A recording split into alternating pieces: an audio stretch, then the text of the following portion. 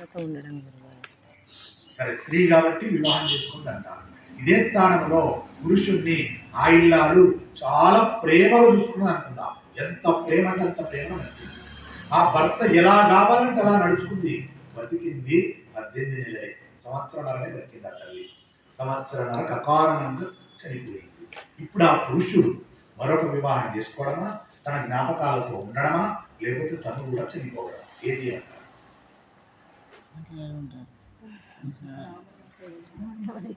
ఇక్కడ యుగంలో పురుషుడికి మరో వివాహం చెప్పారు, స్త్రీకి చెప్పలేదు. కానీ స్త్రీలు కూడా చేసుకుంటున్నారు. ఇప్పుడు అది వేరే విషయం అనుకోండి. ఈ మూడిట్లలో ఏది ధర్మం? పురుషుడు మరో వివాహం చేసుకోవడం.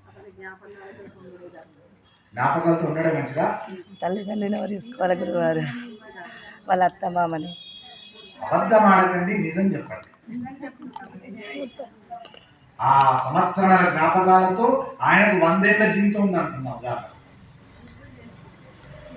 అంటే అప్పటికి ఆయనకు 30వ సంవత్సరాల వివాహం జరిగింది, ఆయనకు సంవత్సరాల బతుకున్నది, అంటే 32 సంవత్సరాలు నడుస్తున్నాయి. ఇంచుమించుగా ఇంకెన్ని సంవత్సరాలు బతకాలి? 38 అంటే వాళ్ళ అమ్మ నాన్న కోసం 68 సంవత్సరాలు ఆమె జ్ఞాపకాలతో బతకన్నా.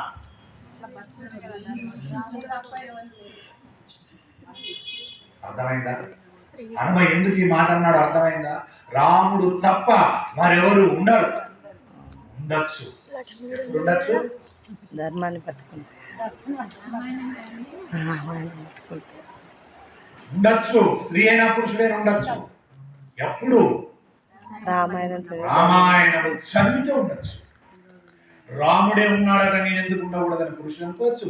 రాముడే ఉన్నాడట, సీతమ్మే ఉందట, నేనెందుకు ఉండకూడదు అని ఆదర్శంగా తీసుకుంటా. అప్పుడు సనాతన ధర్మాన్ని కాపాడినట్టు లెక్క. సనాతన ధర్మం అంటే ఎప్పటి నుండో ఉన్నటువంటి ధర్మం, ఇప్పటికీ ఆచరిస్తున్నాం దానికి సనాతన ధర్మం.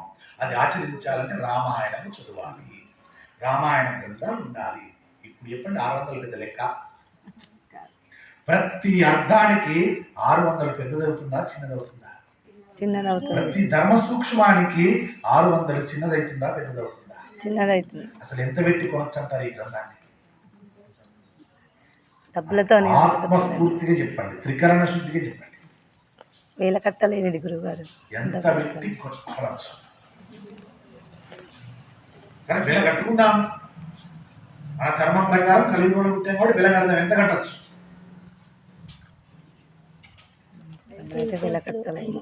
మీరు ధర్మాత్ములు కాబట్టి వెలగట్టలేదు, నాలాంటి వాడు వెలగట్టచ్చు.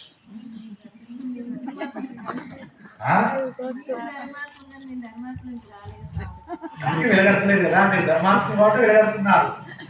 నేను ధర్మాత్ముని కాదు కాబట్టి 600 పెట్టి కొనండి కొనండి వెలగట్ట అంటున్నాను. మీరు ధర్మాత్ములు కాబట్టి వెలగట్టలేదు, అదే అర్థం.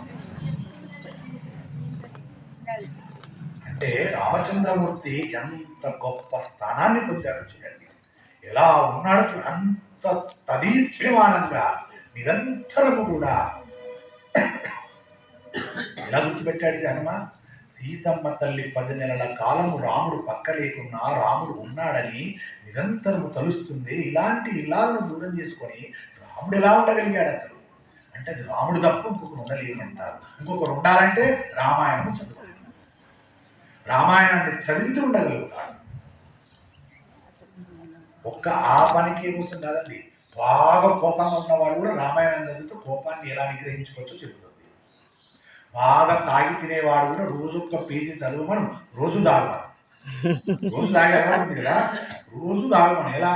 ఉదయం లేవగానే ఇంత ముఖం గడిగి స్నానం చేసే అలవాటు ఉండదు. ఎందుకంటే తాగేవాడు కూడా స్నానం చేసే అలవాటు ఉండదు, కానీ ఒక అలవాటు చూసుకోవాలి. అలా ముఖం గడిగేసి అక్కడ కూర్చొని రామాయణ గ్రంథం తీసి గబగబా ఇవాళ రోజు నేను 2 పేజీలు చదవాలి అనుకుని 2 పేజీలు చదవాలి. చదివి ఆ గ్రంథం అక్కడ పెట్టేసి వెళ్ళి తాగుతున్నాడు. ఇలా సంవత్సర కాలం చదివాడు గ్రంథం. సంవత్సరం తర్వాత లేదా సంవత్సరం లోపే ఖచ్చితంగా తాగుడు పనిచేస్తాడు. ఎందుకు పనిచేస్తాడు? ఇందులో ఒక్కొక్క అక్షరం బీజాక్షరాలు ఉంటాయి. ఒక్కొక్క ఆశ్రమం జ్ఞానాన్ని ప్రసాదిస్తుంది. ఒక్కొక్క ఋషి చెప్పిన మాట పరమానందాన్ని ఇస్తుంది. ఒక్కొక్క ఆశ్రమంలో ప్రవేశించినప్పుడు మనకు చేసే బోధ జీవితం అనిపిస్తుంది. నేను చేసే తప్పు అనిపిస్తుంది. ఆ కారణంగా మారుతాడు. మీరు ఏ సమస్య ఉన్న వాళ్ళకైనా పర్లేదు, సంవత్సర కాలం చదువు అనేది దీన్ని సమస్య పరిష్కారం కాకపోతే ఒట్టు. అంత గొప్పది రామాయణం.